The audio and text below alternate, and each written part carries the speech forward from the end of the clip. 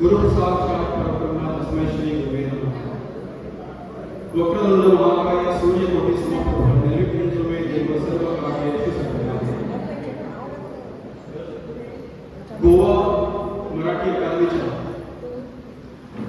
अभिजात सांस्कृतिक केंद्र परभणीतर्फे मी आपणा सर्वांना जागतिक पुस्तक दिनाच्या हार्दिक शुभेच्छा देतो। ओंजळ या कविता संग्रहाच्या प्रकाशनासाठी आपण सर्वजण जमलेलो आहोत। सुरुवातीलाच स्वर्गीय आशाताई भोसले यांच्या पवित्र स्मृतींना मानवंदना देऊन सर्वांतर्फे मी त्यांना श्रद्धांजली अर्पण करतो। आजच्या या पुस्तक प्रकाशन कार्यक्रमाच्या सुरुवातीला कुमारी भार्गवी पेटणेकर आणि त्या शिष्या त्यांच्यातर्फे जय जय हे भगवती सुर भारती या गीतावर एक कथक नृत्य सादर होणार आहे आणि त्यानेच या कार्यक्रमाची सुरुवात होणार आहे। मी कुमारी भार्गवीला विनंती करतो की तिने नृत्य सादर करावे।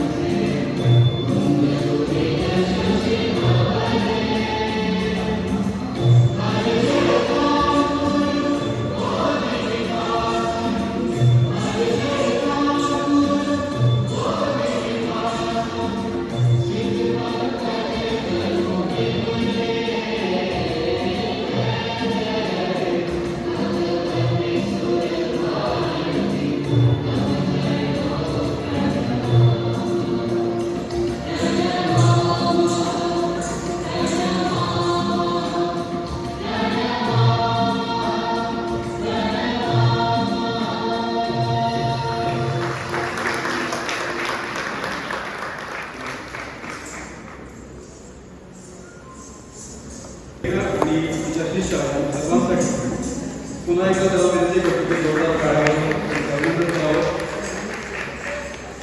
मित्रांनो, आज सुंदर योगायोग आहे. म्हणजे पुस्तक प्रकाशन सोहळा आहे आणि त्याच दिवशी जागतिक पुस्तक दिन आहे. आता हा योग घडून आला असेल किंवा घडून आणलेला असेल, कसाही असो, पण तो योग जुळून आलेला आहे.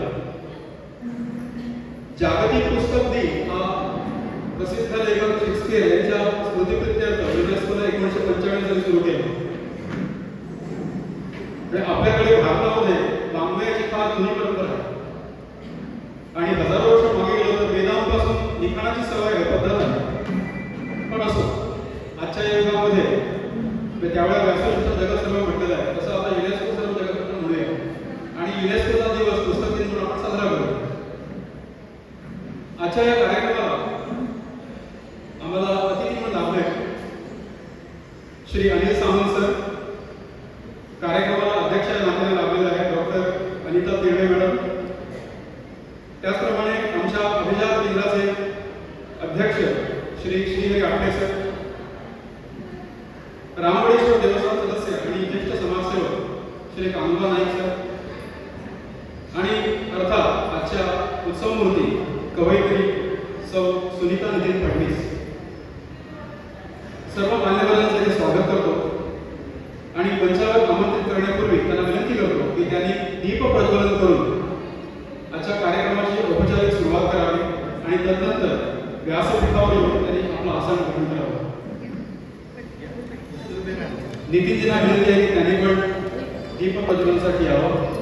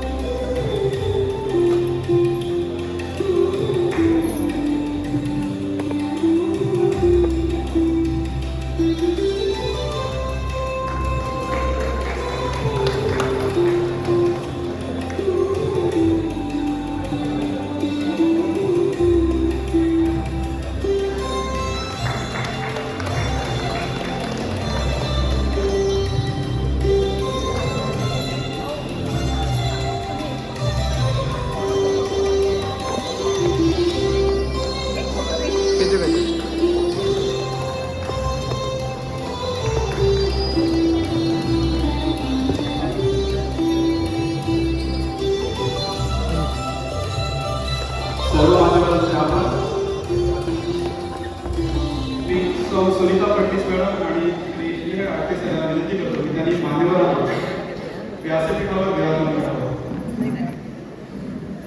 आजच्या या कार्यक्रमाला विशेष उपस्थिती लावलेली आहे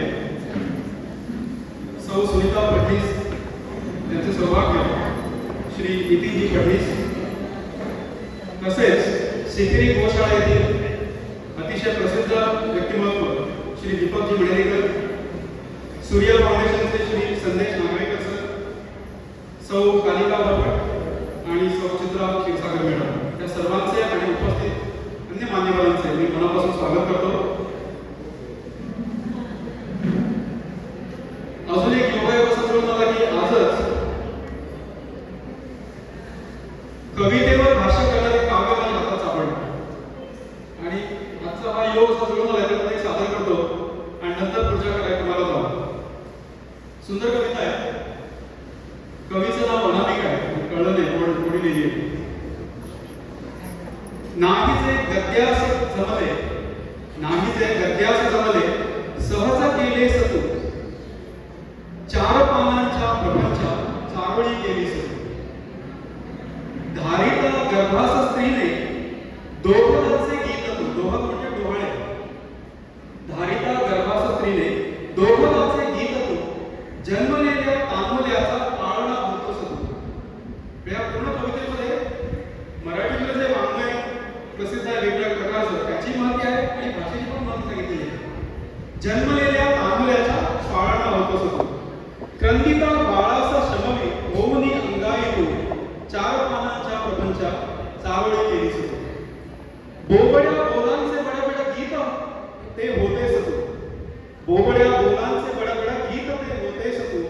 बालगीती भाबड्याच्या बालकांचे भाव तू, बालका संस्कार देण्या प्रार्थना करतेस तू, चार पानांच्या प्रपंचा चारोळी केलीस तू. सुप्रभाती आळवीसी मंगलाचे गीत तू, सुप्रभाती आळवीसी मंगलाचे गीत तू, स्तोत्र मंत्रातून प्रार्थी नित्य भगवंतास तू. सामवेदे गायही बंदीश रूपा घेसी तू, चार पानांच्या प्रपंचा चारोळी केलीस तू. मुंज लग्नातून अष्टक मंगलाशीर्वाद तू, मुंज लग्नातून अष्टक मंगलाशीर्वाद तू. गौरी पूजनी सांगसी त्या काव्यरूपी गोष्टी तू. मंगळागौरीला कथा कहाणी वाचली जाते. गौरी पूजनी सांगसी त्या काव्यरूपी गोष्टी तू.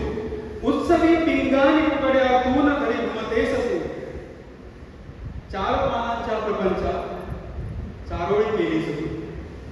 प्रेम विरह शब्द देसी भावगीता तुन तू, प्रेम विरह शब्द देसी भावगीता तुन तू.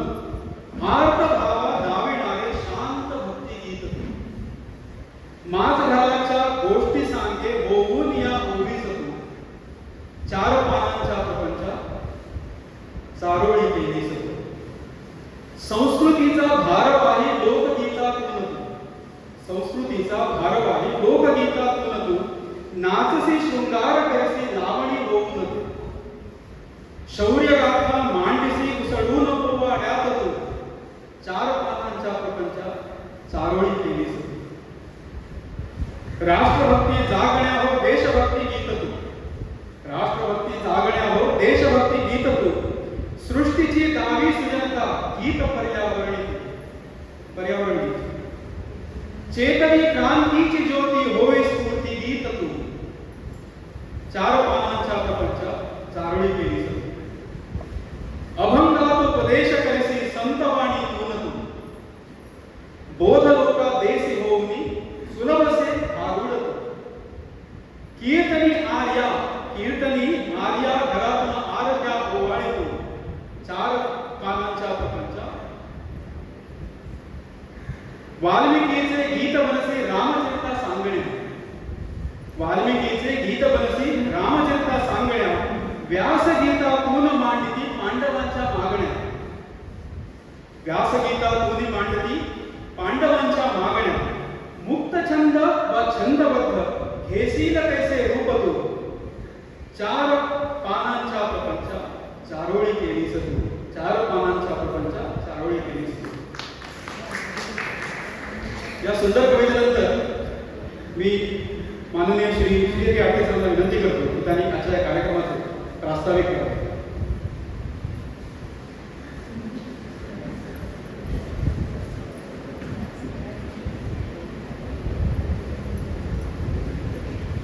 नमस्कार.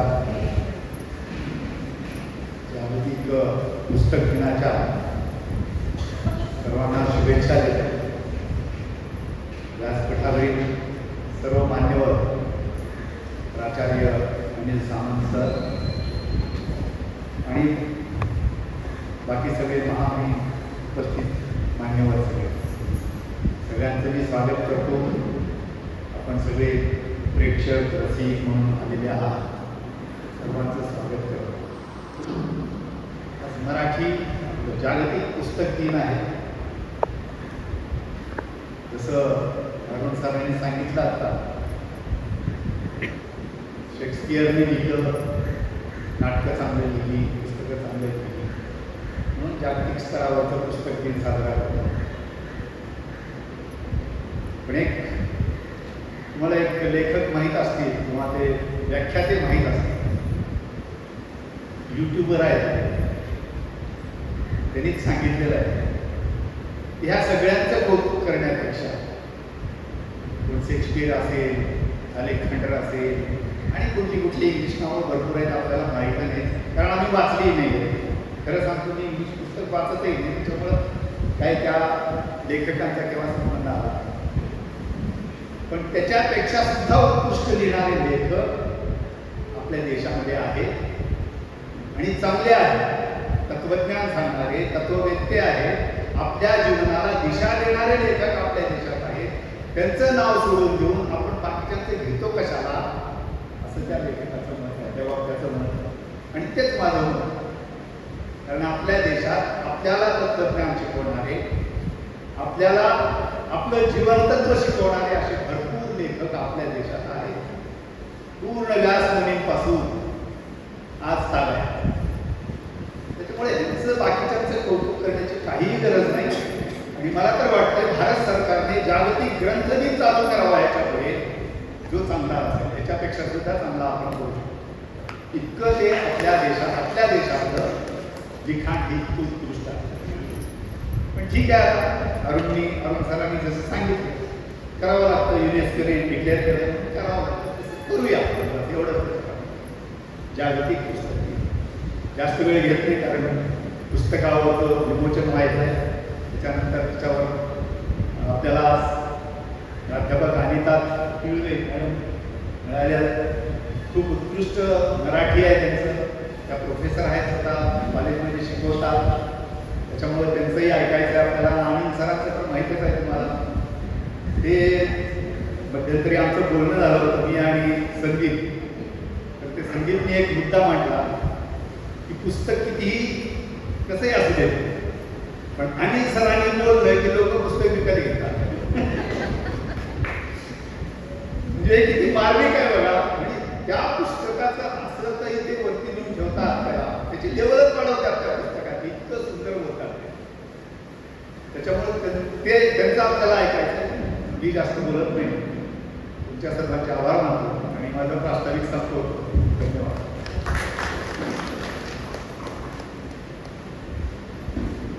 धन्यवाद सर. प्रास्ताविकामध्ये मोजकंच बोलायचं असतं, पण खूप बोलायचं असतं आणि हे बरोबर काटले सरांनी साधलेलं आहे. त्यामुळे आजच्या कार्यक्रमात अगदी उद्बोधक आणि सुंदर असं प्रास्ताविक त्यांनी केलेलं आहे. सर तुमचं मनापासून धन्यवाद.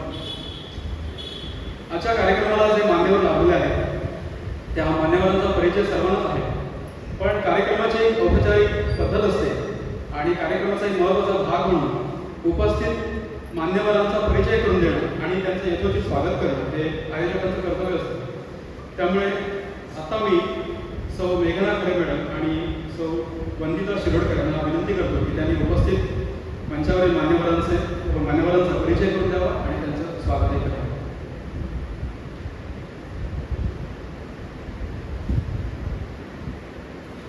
धन्यवाद अरुण सर.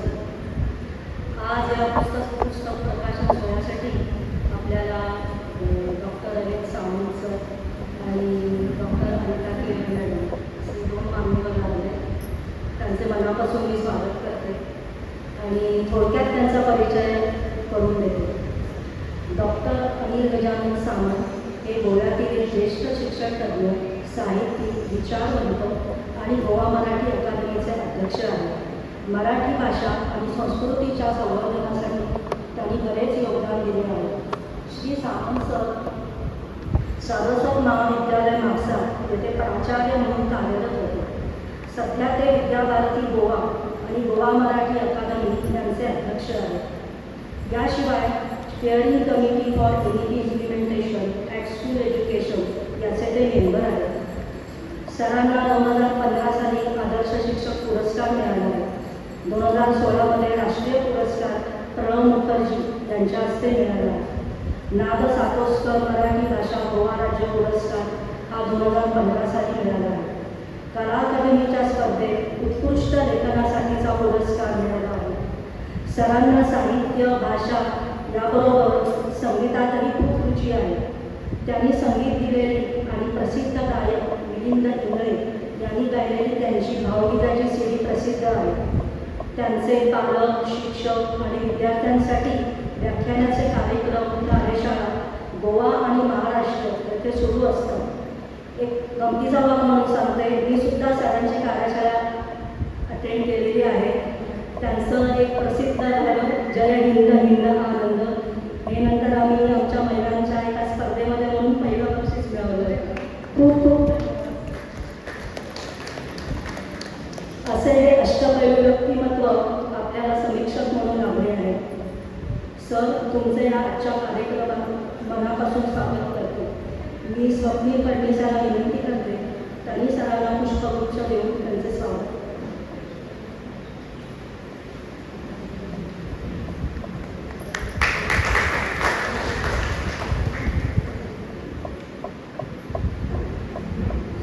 आज आपल्या अनिता संतोष सुरे या उपस्थित आहेत. अनिताताई फोंडा येथे राहतात. त्यांनी MSc PhD केले आहे. PhD संशोधनासाठी त्यांना अमेरिकेत शिष्यवृत्ती मिळाली आहे. रसायनशास्त्र विषयाच्या प्रोफेसर म्हणून त्या TES कॉलेजमधून निवृत्त झाल्या आहेत. त्यांना साहित्याची खूप आवड आहे. मराठी विषयात त्यांनी MA ही पदवी संपादन केली आहे. विश्व हिंदू परिषद व मातृछाया या संस्थांचे त्यांनी अनेक वर्षे कार्य केले आहे. त्या कांठवण तालुक्यात एक कन्या वसतिगृह चालवतात. साहित्यिक आणि सामाजिक कार्यामुळे गोव्यात आणि गोव्याबाहेरही त्या सुपरिचित आहेत. दुबई येथील साहित्य संमेलनात काव्य संमेलनाचे अध्यक्षपद त्यांनी भूषविले आहे. प्रागतिक विचार मंच, रेड स्वस्तिक सोसायटी, भारत विकास संगम, हिंदू रिसर्च फाउंडेशन, मातृप्रेम न्यास अशा गोवा आणि गोव्याबाहेरील अनेक संस्थांशी त्या निगडीत आहेत. अनिताताईंना सामाजिक कार्यासाठी अनेक पुरस्कार प्राप्त झाले आहेत. जसे ग्लोबल चेंज मेकर पुरस्कार थायलंडमधला, मानव सद्भाव पुरस्कार काठमांडू नेपाळ येथील, संत मुक्ताई आदिशक्ती पुरस्कार अशा पुरस्कारांनी त्यांना सन्मानित केले आहे.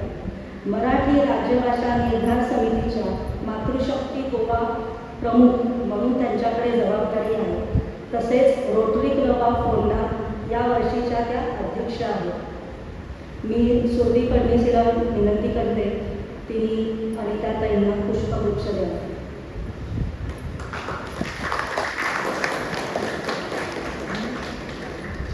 पुढील सूत्रे वंदिता यांना देते. धन्यवाद.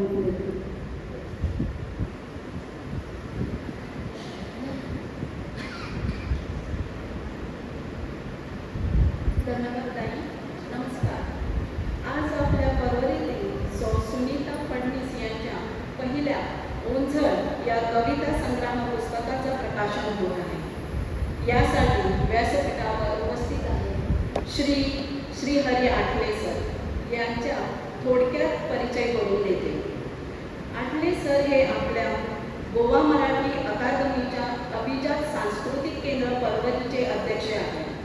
जनशिक्षण संस्थान गोवाचे संचालक आहे.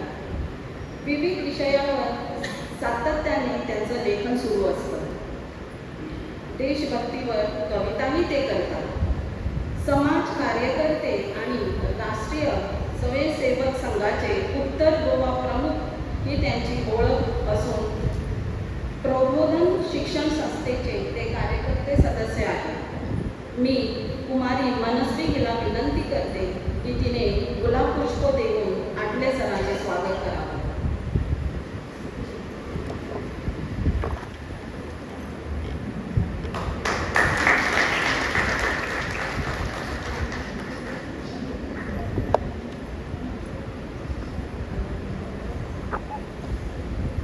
व्यासपीठावर दुसरे मान्यवर आहेत ते श्री कान्होबा नाईक. परवरी येथील रामवडेश्वर या देवस्थानाचे माजी अध्यक्ष व विद्यमान कार्यकर्ते सदस्य आहेत. ते बजरंग दलाचे कार्यकर्ते, उत्तम भजन कलाकार, दिंडी पथकाचे संयोजक, सामाजिक कार्यकर्ते असून राष्ट्रीय स्वयंसेवक संघाचे स्वयंसेवक आहे. मी कुमारी एकता हिला विनंती करते की तिने कानोबा सरांना गुलाबपुष्प द्यावे.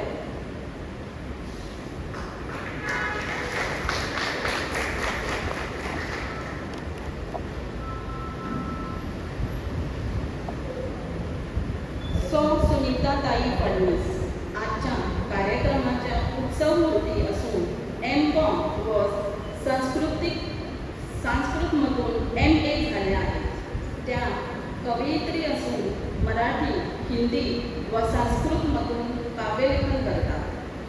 संस्कृत अध्यापनाचे काम त्यांनी केले आहे. संस्कृत बालकेंद्र व संस्कृत संभाषण शिबिरास त्या आयोजन करतात.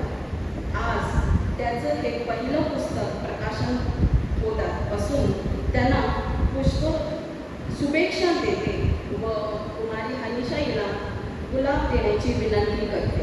धन्यवाद.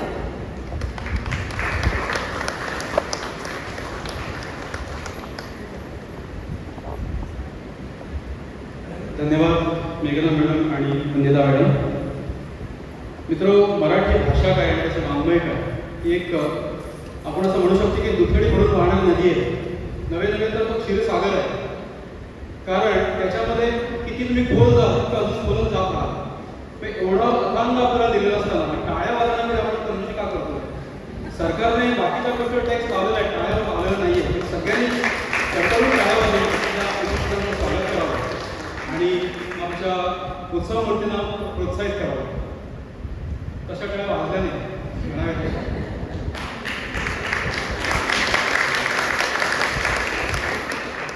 जसं मगाशी त्या काव्यामध्ये कवीने म्हटलंय तसं मराठी वाङ्मयामध्ये वेगवेगळे प्रकार हाताळले गेलेले आहेत.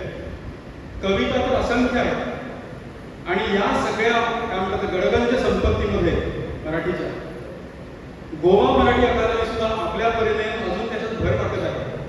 त्यासाठी अनिल सामंतांच्या मार्गदर्शनाखाली गोवा मराठी अकादमी जी चालली आहे त्यांच्या या वाटचालीसाठी पुन्हा एकदा सगळे टाळ्या वाजवून त्यांना प्रोत्साहित करावं. त्यांच्या या कार्यामध्ये एक छोटासा खारीचा वाटा म्हणून आपण परवरीला आपण जे अभिजात मराठी केंद्र सुरू केलं त्या केंद्रामध्ये पण आपल्याकडे असे एक अवली आहे की त्याचं नुसतं प्रकाशन नाही, नुसत्या कविता लिहिल्या नुसत्या छापल्याच नाही तर वेगवेगळ्या स्तरावर त्यांना बक्षिस प्राप्त झालेले आहे. अशा प्रकारचे एक अवली आहे श्री संदीप मडेरीकर हे आपल्यामध्ये उपस्थित आहेत. त्यांच्या प्राक्तन योग या नाटकाला तितिक्षा इंटरनॅशनल संस्था पुणे यांच्यातर्फे डॉक्टर र. परांजपे स्मृती पुरस्कार हल्लीच प्राप्त झालेला आहे. सगळ्यांनी त्यांचा अभिनंदन करावं. कविता संग्रह काय सुंदर नाव दिलं, ओंजळ. ओंजळीतून ज्यावेळी आपण देतो त्यावेळी आपण कधीही त्याची मोजणी करत नाही, मोजमाप करत नाही. अगदी मुक्त असते, मुक्त मनाने ते अर्पण करतो. आणि ह्या अर्पित भावनेने हा जो मला वाटतं मी त्यांच्याकडे बोलत असताना त्यांनी मला सांगितलं होतं की त्यांच्याकडे अनेक कविता आहेत. म्हणजे सांगायला सांगतो की एक त्यांच्याकडे मोठं झाड आहे, त्याला 300+ कविता लागलेल्या आहेत आणि त्यातल्या मोजक्या त्यांनी 70-80 कविता घेऊन ओंजळीत घेऊन त्या आता आज आपल्या या सर्व मराठी बांधवांसाठी, वाचकांसाठी, रसिकांसाठी अर्पण करणार आहेत. जो मुख्य सोहळा आहे त्या सोहळ्याकडे आपण पोहोचलेलो आहोत. मी मान्यवरांना विनंती करतो की मुख्य प्रकाशन सोहळ्याला सुरुवात करावी. कुमारी सुरभी आणि कुमार स्वप्नील या दोघांनाही विनंती करतो की त्यांनीही या प्रकाशन सोहळ्याला मंचावर उपस्थित राहावं. त्याचप्रमाणे आजच्या आपल्या पाहुण्यामध्ये विशेष उपस्थित लाभलेले श्री दीपकजी मडेरीकर यांनाही विनंती करतो. संदेशी नागवेकर यांनाही विनंती करतो की त्यांनी मंचावर यावं. सौ कालिका बापट आणि सौ चित्रा क्षीरसागर यांनाही विनंती करतो.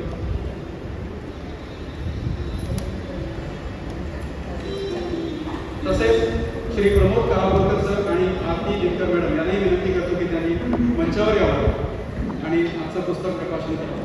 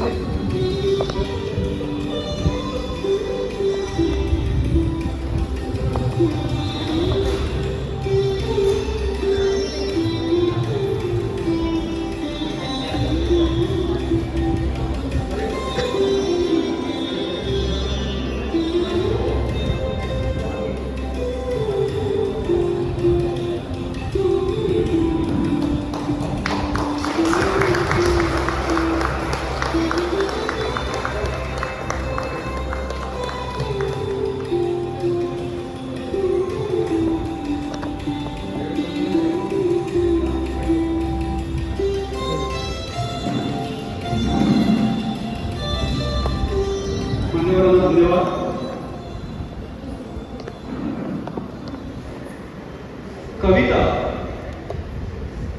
किंवा वाङ्मय हे आपल्या प्रत्येक भावनेला वाट देत असतं. मनामध्ये जे विचार येतात, मनामध्ये जो कोलाहल असतो किंवा वेगवेगळ्या भावभावना असतात, त्यांना वाट करून देण्याचं काम हे वाङ्मय करत असतं. पण बऱ्याचदा असं होतं की लिहिता लिहिता बरंचसं काही शिल्लकही राहतं आणि त्यामुळे त्याला पण वाट मिळावी यासाठी मी सौ सुनीता फडणीस मॅडमांना विनंती करतो की त्यांनी आपलं मनोगत इथे व्यक्त करावं.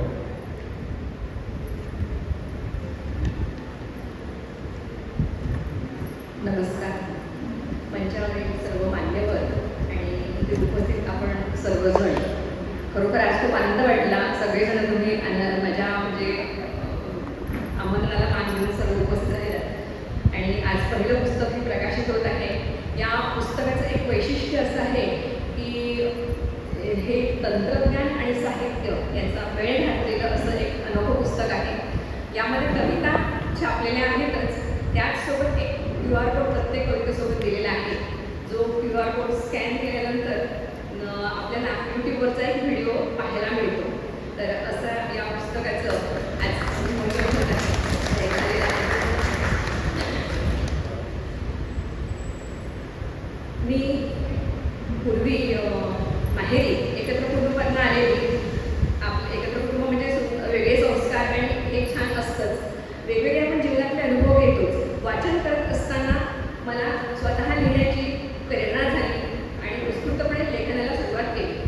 आणि त्या काळामध्ये पेपरमध्ये येणारे लेख वाचल्यानंतर असं वाटलं की आपण आपला लेख पण पाठवून बघावा.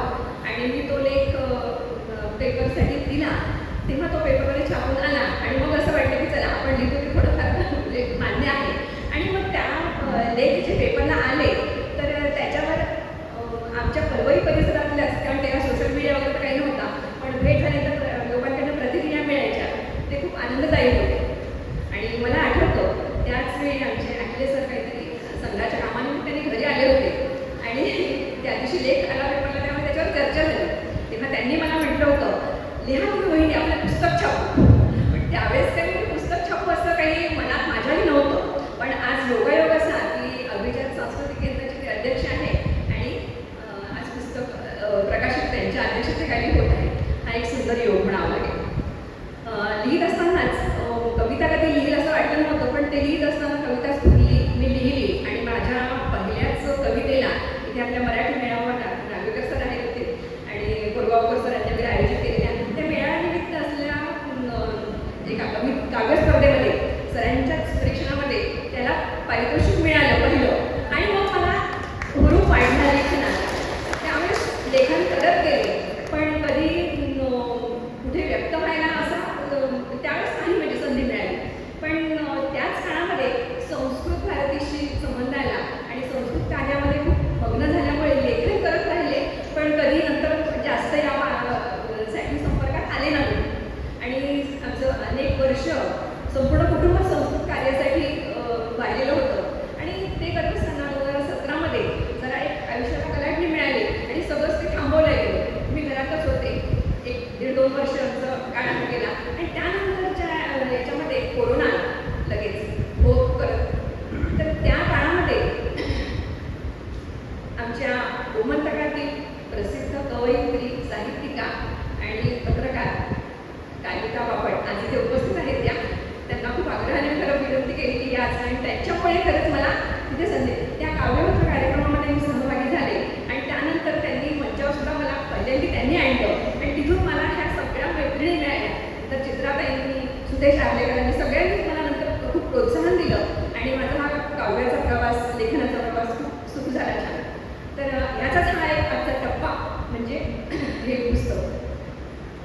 हे सगळं पुस्तक पूर्ण करत असताना घरच्यांचा मला खूप छान पाठिंबा मिळाला आणि ह्याच्या जे तंत्रज्ञान वापरलं आहे त्यासाठी मुलांचं सहाय्य मिळाल्यापेक्षा मुलंच माझ्या त्या बाबतीत गुरु म्हटलं तरी चालेल, कारण त्यांनीच मला हे सगळं शिकवलं आणि मी करू शकले. त्याचबरोबर मला लक्ष्मण पित्रे सर आणि कोमरपंत सर यांनीही मार्गदर्शन केलं. या पुस्तकाला उत्तम अशी प्रस्तावना दिली आणि पौर्णिमा केळकरांनी, त्यांचे खरोखर खूप आभार. आणि त्याचबरोबर आमचं संवेदना म्हणून एक समूह आहे. त्या समूहामध्ये वेगवेगळे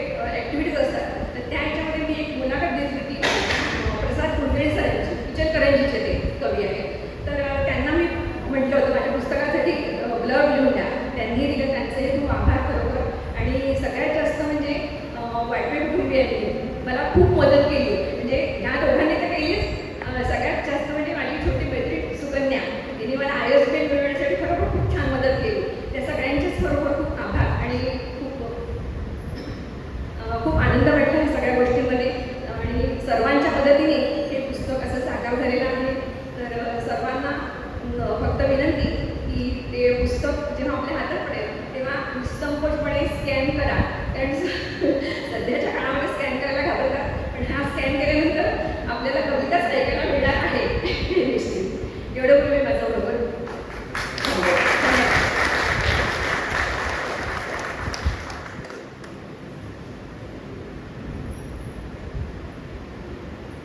मनोगत व्यक्त करताना बऱ्याचदा भावुक व्हायला होतो. तशाच त्या झाल्या. आपण त्यांच्या भावना समजून घेऊ. बऱ्याचदा असं होतं की निवेदक खूप बोलतो आणि निवेदनाचा कार्यक्रम होतो, तसं मी होऊ देणार नाही. निवेदन हे गळ्यातल्या माळ्यासारखं असलं पाहिजे. म्हणजे मणी दिसले पाहिजे पण तो धागा दिसता कामा नये. तो धागा म्हणजे निवेदन असं करण्याचा मी प्रयत्न केला. आणि सामंत सर स्टेजवर असताना तर कोणी बोलूच नाही. त्यामुळे मी सामंत सरांनाच विनंती करतो की त्यांनी आजच्या या प्रसंगी सभेला उद्बोधित करावं.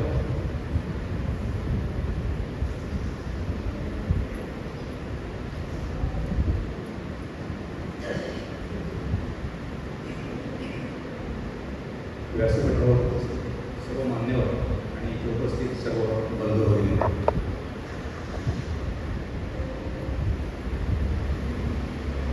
2016 पासून मी अकादमीचं काम बघतो. परंतु हे गेलं वर्ष ज्या विशेषतः गेले 6 महिन्यात ते मराठी पुस्तकांच्या प्रकाशनाच्या संदर्भात संस्मरणीय अशा प्रकारचं वर्ष आहे. आपलं आश्चर्य वाटेल, गेल्या एका आठवड्यात मी जवळ 4 ते 5 पुस्तकांच्या प्रकाशनाला उपस्थित राहिलेलो आहे. आणि ही सगळी पुस्तकं चांगल्या पद्धतीनं लेखक कवी यांनी लिहिलेली आहे. मला सगळ्यात आनंद तेव्हा होतो की एखादा कवी, एखादा कथाकार, कादंबरीकार लिहितो आहे आणि लिहिण्यातून त्याचं जगणं जे आहे ते अर्थपूर्ण होतं. परवा पेडण्याला प्रथमेश राणे माझा सायन्सला असणारा मुलगा अतिशय धडपड करून मराठीवर अत्यंतिक प्रेम, अतिशय तडकता, तो म्हणाला की माझं पुस्तक प्रकाशित करायचं. अकादमीच्या 2 अशा प्रकारच्या स्किल्स आहेत. एक, गोव्यातल्या कुठल्याही लेखक किंवा कवीला आपलं पुस्तक जर प्रकाशित करावं असं वाटत असेल तर अकादमी त्याला सहाय्य करते. त्याला प्रथम पुष्प येऊ द्या. पण एक पुस्तक झाल्यानंतर दुसरं पुस्तक असेल तर ते परीक्षक असतात, तर ते त्याची नीट समीक्षा करून त्याला एक 7% जर उत्तम गुण मिळाले तर दुसरं पुस्तक. तर यातून असं झालं की नवीन लिहिणारे लेखक खूप निर्माण झाले. त्या प्रथमेश राणे पेडण्यामध्ये कोरगावमध्ये राहणारा मुलगा अप्रतिम कविता त्यानं लिहिल्या होती. गोवा विद्यापीठाची जाधव नावाची मुलगी, आपण कवितासुद्धा वाचून जातो. समांतर म्हणजे मराठीमध्ये आज जे लिहिलं जाते त्याच्यामध्ये जे नवीन चांगलं लिहिलं जाते त्याला अतिशय त्याला आपण त्या समांतर पातळीवर लिहिणारं लेखन गोव्यामध्ये केलं जातं. त्यानंतर अलीकडे अंजली चितळे यांची 2 पुस्तकं कवितासंग्रह प्रसिद्ध झाले. त्यानंतर परवा डॉक्टर रेवा दुभाषी यांचा ललित कथांचा संग्रह प्रसिद्ध झाला. आणि आज सुनीता फडणवीस यांचं हे पुस्तक प्रकाशित होत आहे. तर मी त्याचं सर्वप्रथम अभिनंदन करतो. अभिनंदन अशासाठी की मी कॉलेजमध्ये प्राचार्य असताना त्या संस्कृत शिकवायला लेक्चरमधून यायचे, पण त्या कविता लिहिताना त्यावर माहिती नाही. आज खूप बरं वाटतं. मी एकदा केप्याला डॉक्टर अनिल अवचट आले, अध्यक्ष मराठी लेखक. त्यांना विचारलं की चांगलं लेखक होण्यासाठी खूप अनेक गोष्टी लागतात, पण त्यातलं तुम्हाला चांगलं लेखन करायचं असं वाटत असेल तर सगळ्यात महत्त्वाची गोष्ट तुम्हाला कुठली वाटते, असा प्रश्न मी त्यांना विचारला. तर त्यांनी मला काहीच सांगितलं, परंतु अध्यक्षीय स्थानावरून 2 स्थानाचा उल्लेख केला आणि त्या ठिकाणी अनेक युवा लेखक होते. त्यांना म्हणाले की तुम्हाला चांगलं लेखक व्हायचं असेल तर पहिली एक अट आहे, तुम्हाला चांगलं लेखक व्हायचं असेल तर माणूस म्हणून चांगले जगा. मला खूप आवडलं आणि हे मी अशासाठी सांगतोय की लिहिणाऱ्यामध्ये चांगलं जगणारं आणि लिहिणाऱ्या अशा प्रकारच्या व्यक्ती आहेत. त्याच्यामध्ये सुनीता फडणवीस आहे. त्यांची मृदुता, तटस्थपणे संस्कृतचं त्यांनी केवळ विद्यालयामध्ये नव्हे बाहेर मुलांना संस्कृत शिकवणं, राष्ट्रीय स्वयंसेवक संघामध्ये आपलं जे योगदान आहे ते देणं आणि संकट आणि झुंज वगैरे असं सगळं करून साहित्याचा हा जो अंकुर आहे तो त्यांनी जपून ठेवलेला आहे. म्हणून मी त्यांचं अभिनंदन करतो. आता मी थोडंसं पुस्तकाकडे बघतो. आमचे मित्र मणेरीकर इकडे बसलेले ते एकदा म्हणाले मागच्या कार्यक्रमात, सर पुस्तक बघतात आणि पुस्तकात नाही ते सुद्धा सांगतात. पुस्तकात नाही ते सुद्धा सांगतात. तर त्यांच्याबद्दल मला थोडं सांगितलं पाहिजे. काय असतं की एक असते पुस्तकाची समीक्षा आणि दुसरं असतं पुस्तकाचं रसग्रहण. तर मी अलीकडे अशा प्रकारच्या प्रकाशन समारंभामध्ये चष्मा लावून समीक्षण फार करत, पुस्तकाचं रसग्रहण आणि पुस्तकाचं रसग्रहण त्यावेळी तुम्ही जे करता तेव्हा कवयित्री किंवा लेखक एखादी ओळ लिहितो, त्या ओळीमध्ये तिलाच सांगायचं असतं ते रसग्रहण करताना दिसतं असं नाही. तुम्ही स्वतःची निर्मिती. अलीकडे अनेक जण म्हणतात ना, आमचे आचार्य वगैरे होते ते म्हणाले नवीन त्यावेळी मर्ढेकर वगैरे लिहित होते, ही कसली कविता म्हणाली जी आचार्य अत्रे यांना कविता कळत नाही, ती मराठीतली कविताच नाही. हे सगळं नवं असं टाकून दिलं. परंतु आचार्य अत्रे यांचा पराभव करून नवकविता किती पुढे गेली आणि आज किती पोचलेल्या आहेत. याचं कारण असं की पूर्वी कविता म्हणजे ती समजली पाहिजे. आता कविता समजणं नव्हे, त्या कवितेतून अशा प्रकारची काही बीज असली पाहिजे की वाचणाऱ्या रसिकाला त्या बीजातून स्वतःच्या निर्मितीची काही चित्र दिसली पाहिजे, अशी नवीन कविता अपेक्षा करत. तर मी समीक्षण न करता थोडंसं रसग्रहण, म्हणजे ही कविता वाचताना मला काय काय जाणवलं होतं. त्या कविता सगळं खूप बोलता येण्यासारखं आहे. माझ्याकडे तरी 10-12 तरी कविता अशा आहेत, पण मी 3-4 कविता मोजक्या घेऊन त्यातून कवयित्री म्हणून त्यांचं जे वाङ्मयिक व्यक्तिमत्व आहे, एक त्यांच्या कवितेतून त्यांचा कवितेचा जो प्रवास आहे त्या प्रवासामध्ये आत्ता जी मराठीची गोमंतकामध्ये कविता लिहिली जाते त्याच्यामध्ये काय वेगळेपणा, अशा काही थोड्या गोष्टी. आणि आपण हा कविता संग्रह का वाचावा, हा कविता संग्रह हातात घेतल्यानंतर आपल्याला काय देईल, ह्या सगळ्यांचा थोडासा विचार करून मी ओंजळ हा त्यांचा जो कविता संग्रह आहे त्याबद्दल थोडासा बोलण्याचा प्रयत्न करतो. ओंजळ या नावाची जी कविता असते, आपल्याला मुखपृष्ठ जर बघितलं तर ती ओंजळ दिसते, फुलं आहे आणि ती खाली अशी ओंजळीतून टाकलेली दिसते. आपल्या असं लक्षात येईल त्या संघाचे संस्कार घेऊन वाढलेल्या कवयित्री आहेत. त्यामुळे संघाचे एक वेगळं रसायन असतं, एक संस्कृती, एक विचार, जगण्याची एक शिस्त त्याला आणि विशेषतः विचार, तत्वज्ञान, चिंतन. तर या सगळ्या कविता संग्रहाला हे जे प्रतीकात्मक नाव दिलेलं आहे ओंजळ, ते खूप संयुक्तिक अशा प्रकारचे. ओंजळ म्हटल्यानंतर आपलं काय आठवतं, तर ओंजळ म्हटल्यानंतर म्हणजे जगामध्ये 2 प्रकारची माणसं असतात, 2 प्रकारच्या संस्कृती आहेत. एक तुम्ही मला द्या, आपल्या घरामध्ये मला द्या, आणि आपली संस्कृती म्हणते की द्या. ओंजळ म्हणजे देण्याची वृत्ती. ओंजळ म्हणजे नुसती देण्याची वृत्ती नव्हे, माणसाला देणंच. देणं खूप आहे. ओंजळ हा अगदी प्रियकर प्रेयसीला देतो तिथपासून ते भक्त परमेश्वराला देतो तिथपर्यंत ते ओझळ आहे. अर्पण करणं, आपल्या आतमध्ये जे चांगलं आहे ते ईश्वराला अर्पण करणं ही वृत्ती त्यातून दिसते.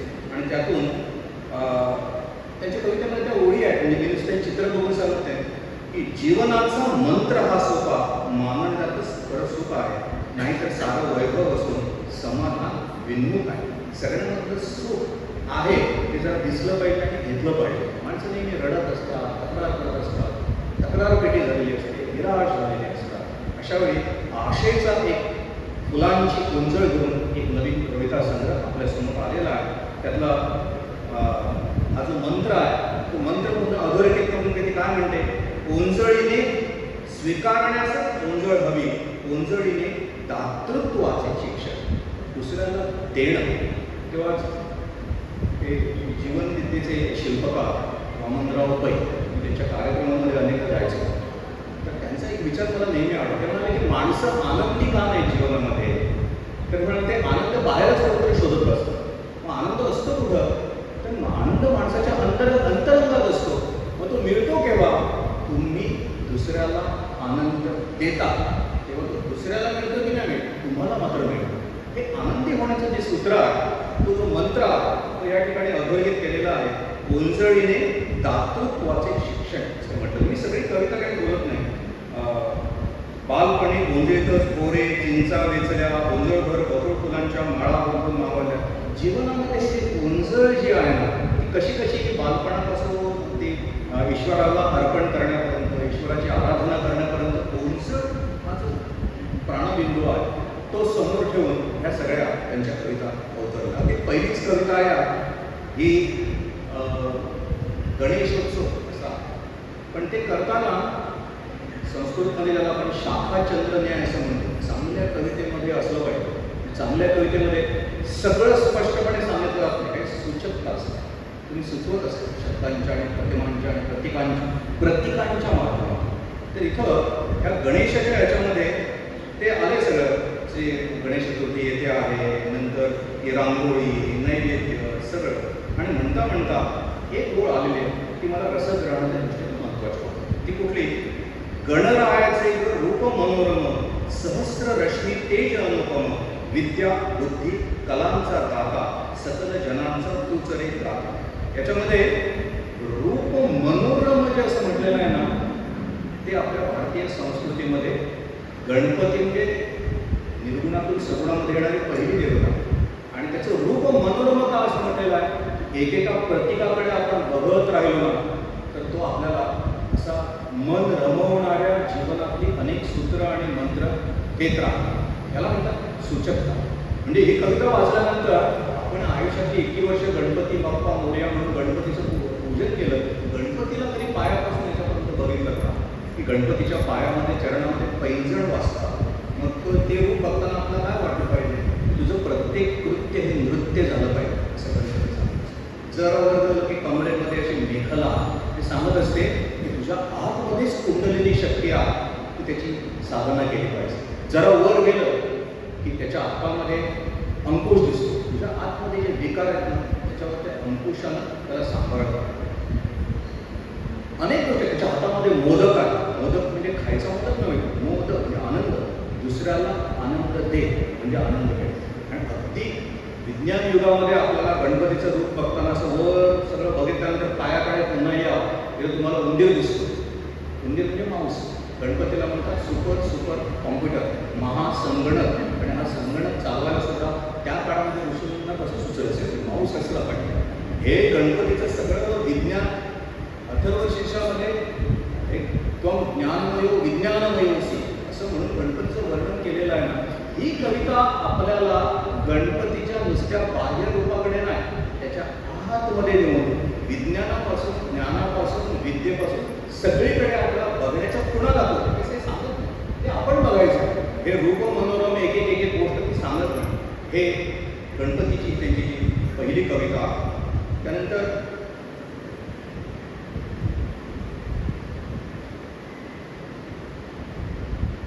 कृष्ण लीला.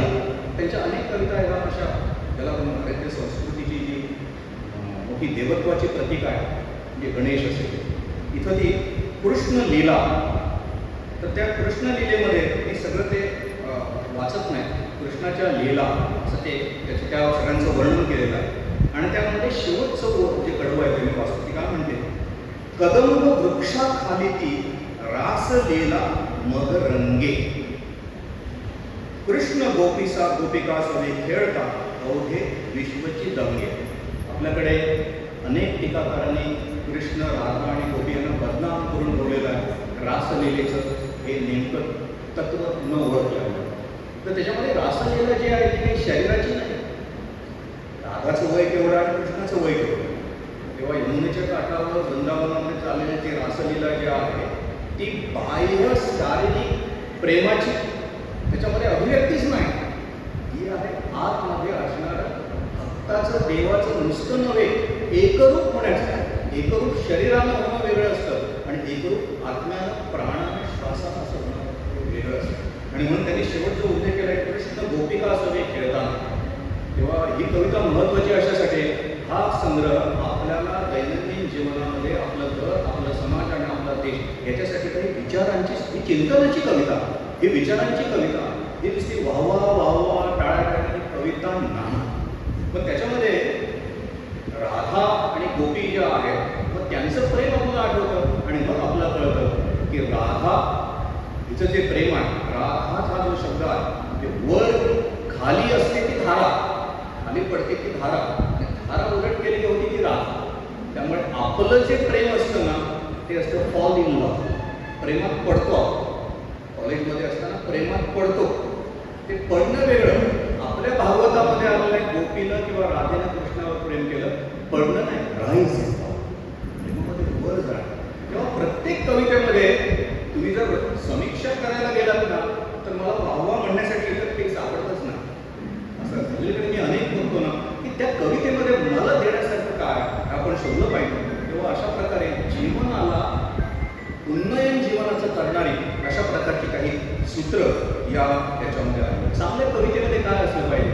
आता निसर्ग कविता अनेक जण घेतात, तर निसर्गाचं वर्णन नसतं त्याच्यामध्ये.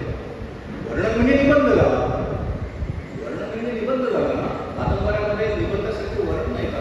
कवितेमध्ये तुम्ही जो निसर्ग बघताना त्या तुमच्या ज्या सगळ्या संवेदना आहेत त्या जागवल्या पाहिजे, तो अनुभव दिला पाहिजे.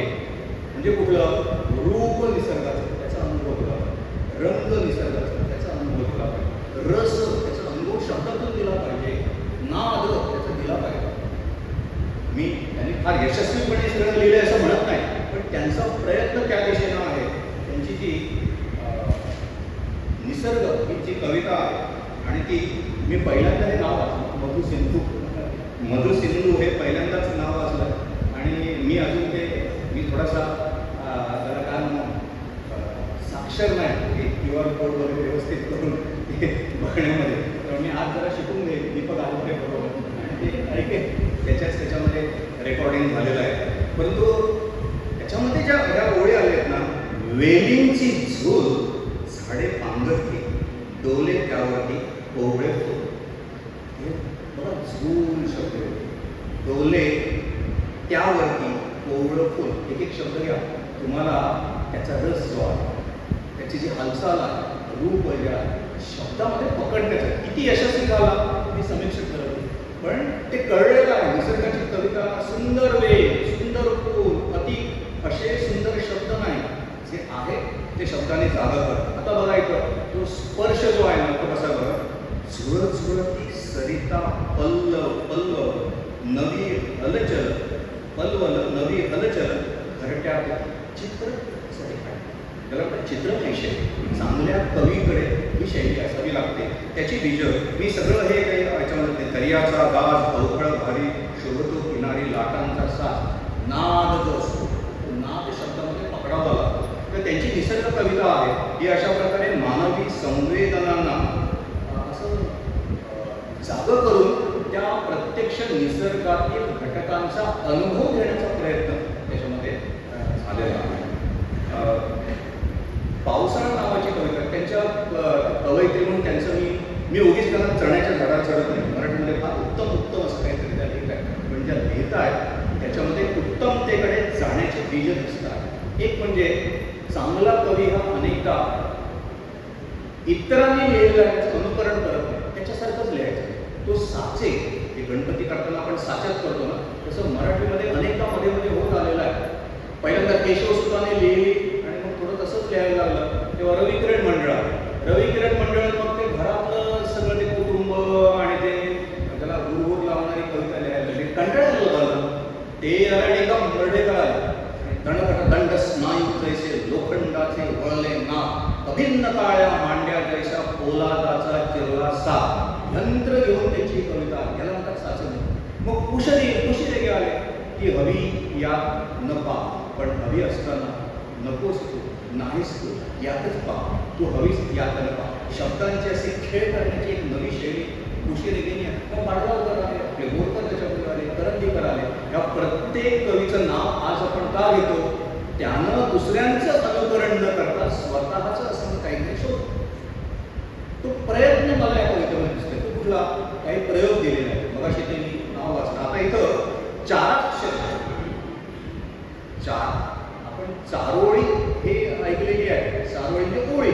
चार अक्षर, चाराक्षरी. ही कशी आहे कविता?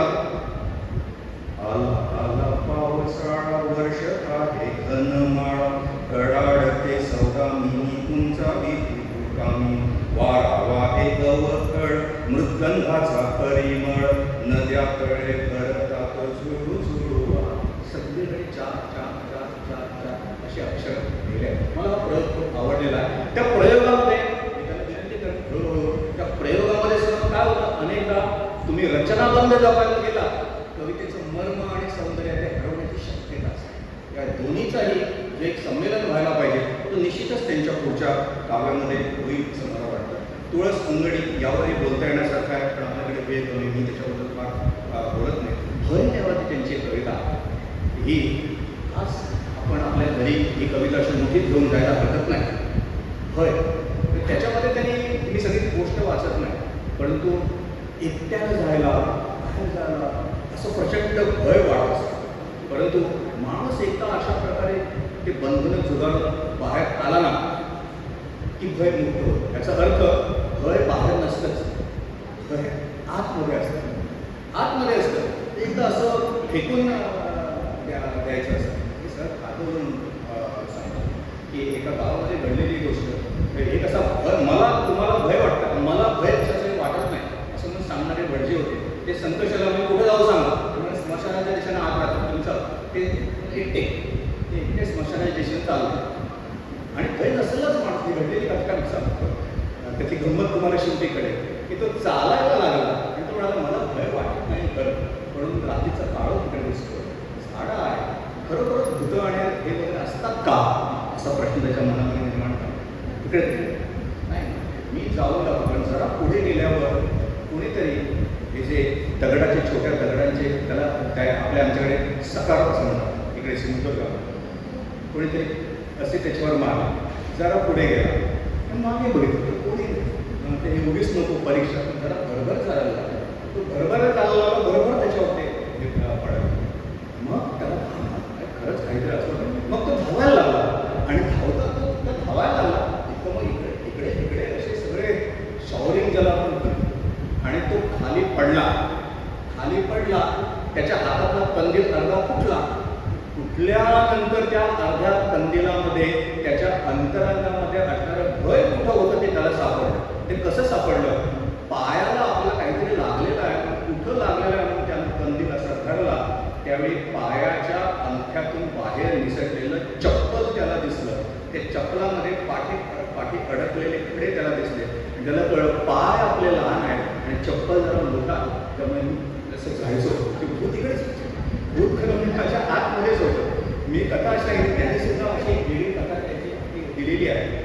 भय माणसाच्या आतमध्ये असतं, ते आतलं भय माणसाचं फेकून दिलं पाहिजे. या सगळ्या कविता संग्रहामध्ये जीवन जगण्यासाठी अशी छोटी छोटी छोटी सूत्र आहेत आपल्या दैनंदिन जीवनामध्ये येणारी. अगदी छोटी आहे पण आपल्या सगळ्याला कुठेतरी नवी दिशा देणारी आहे. अशा प्रकारच्या दैनंदिन जीवनावर भाष्य करणाऱ्या कविता आहेत. शहीदांना नमन, क्रांतिकारकांची कविता त्यांनी लिहिलेली आहे, मी त्यावर बोलत नाही. नंतर वेदना पण दिलेली आहे. इथं बसलेल्या जवळजवळ 99% पालकांची वेदना आहे.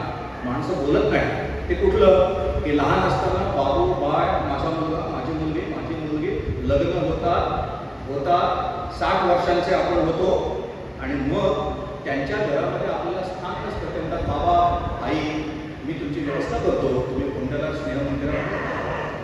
त्याचीच ही कविता की शेवटी त्याने म्हटलंय की कालांतराने तिच्याच पंखातील बळ कमी झाले, कुठले मन तिचे कारण पिल्लूच तिला असले, वेदना असतात असह्य, ज्यांना जपले आजवर काळ, तेच आपल्या पडत्या काळात ते विसरून जातात पा. याच्यावर खूप बोलता येण्यासारखं आहे. अलीकडच्या काळात ही वेदना आहे असं का होतं? परंतु हे जे प्रश्न आहेत दैनंदिन जीवनातील की अलीकडे आई वडील मुलं यांच्यातलं प्रेम संपत चाललं, यांच्यातली माया, त्यातली नाती बिघडत चालली, तर त्याचा उल्लेख म्हणजेच सामाजिक समस्यांचा वेध घेणाऱ्या काही कविता याही या पुस्तकामध्ये आहेत. मला आवडलेली एक कविता जी आहे ती निसर्गाची किमया दवबिंदूची. मी ती वाचत नाही, त्याचं रसग्रहण आपण करावं. एकच शेवटची कविता घेतो आणि मी या ठिकाणी थांबतो. हा प्रयोग मी गोव्यातल्या कुठल्या महाराष्ट्रातल्या सुद्धा कुठल्याही माझ्या वाचनात नाही, मी काय सगळं वाचलेलं नाही, पण हा जो प्रयोग आहे ना, प्राजक्ता नावाची त्यांची कविता आणि मधुद्दीप, तुम्ही ते कुठं वाचलं असेल मला काय माहिती, पण मला कुठे अजून मराठीतल्या मोठ्या कवींच्या संग्रहामध्ये हे सापडलेलं नाही. तर याच्यामध्ये कसं केलं आहे बघा, मी आधी कविता वाचतो आणि मग तुम्हाला ती कविता दाखवतो आणि तुम्हाला कळेल कसा प्रयोग केलेला आहे. कसं ही कविता आहे बघा. हे फूल, हे फूल सुंदर प्राजक्ताचे, हे फूल सुंदर प्राजक्ताचे पारिजातक.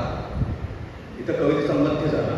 पुढे असे अन्य ते नाव त्याचे. मी पुढची कविता वाचत नाही, आता तुम्हाला ती कविता दाखवत होते ना कशी लिहिली आणि कशी. इथून तुम्हाला कळणार नाही, पण इथून तुम्हाला दिसेल कशी दिसते कविता.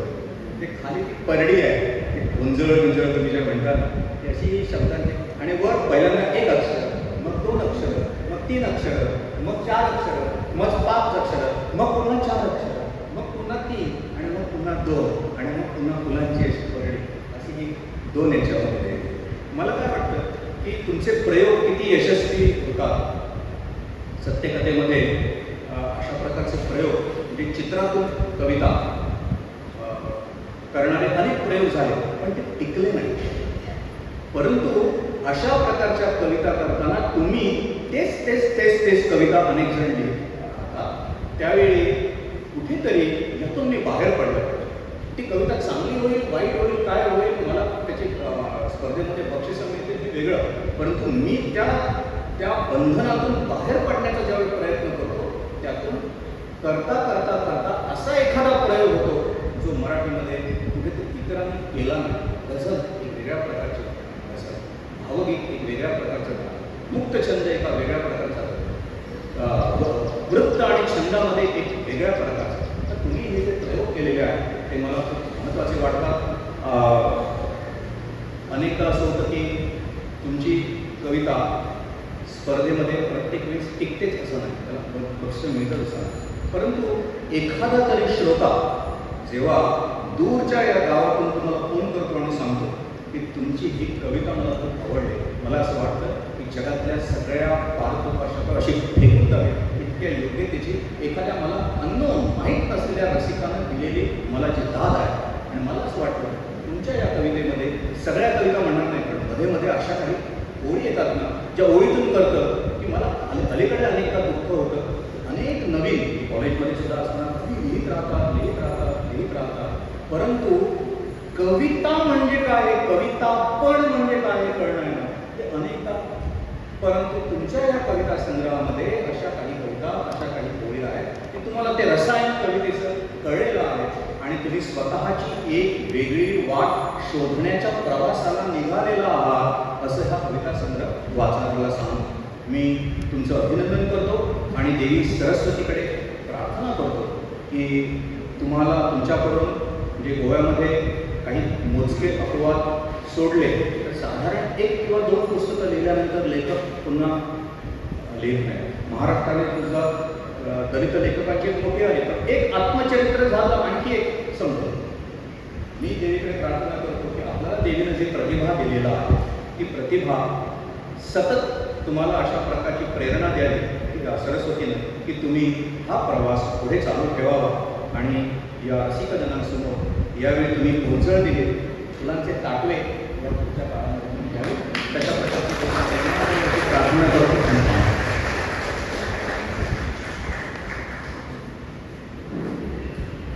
धन्यवाद सर. मित्र, भारत देशामध्ये कुठचाही धंदा किंवा व्यापार करणारी काही कम्युनिटीज आहेत, त्याच्यातले मारवाडी लोक, त्यांच्याकडनं एक गुण अगदी घेण्यासारखं असतं. ते काय यशस्वी आहे तर केलेली प्रत्येक कृती त्यांची कधी माया नसते. मिळवलेला पैसा जे गुंतवतात तो कधीही फुकट जात नाही, कारण ते अशा ठिकाणी गुंतवतात की तो मिळलंच पाहिजे, त्यामुळे ते यशस्वी होतं. मला सामंतांचा मी विद्यार्थी त्यांच्या 11वी-12वीला मराठी विषय घेऊन त्यांच्याकडे मी शिकलो. ते क्लास मला अजून आठवतं. म्हणजे परीक्षेमध्ये असं व्हायचं की परीक्षेत मला मी पाठ केलं काय आठवत नव्हतं, पण सरांनी शिकवली कविता तशीच तशी आठवायची. त्यामुळे मला त्यांच्या विषयाचा वेगळा अभ्यास करावा लागत नसायचा. तर मला असं वाटतं की जसे ते मारवाडी लोक धंद्यामध्ये आपला प्रत्येक पैसा आणि प्रत्येक कृती फुकट न जाईल याची खात्री घेत असतात, सामंत प्रत्येक वाक्य नव्यानंतर प्रत्येक शब्द हा कधीही अर्थहीन नसतो. त्याला काही ना काही प्रत्येक शब्दाला अर्थ असतो. त्यामुळे प्रत्येक वाक्य एवढं भरभरून असतं आणि त्यात भरभरून घेण्यासारखं असतं. खरंच सर पुन्हा एकदा मला ते 11वी-12वीचे दिवस आठवण करून दिल्याबद्दल आणि या उंजळ या कविता संग्रहावर अतिशय सूक्ष्म निरीक्षण तुम्ही मांडल्याबद्दल तुमचं मनापासून आभार मानतो.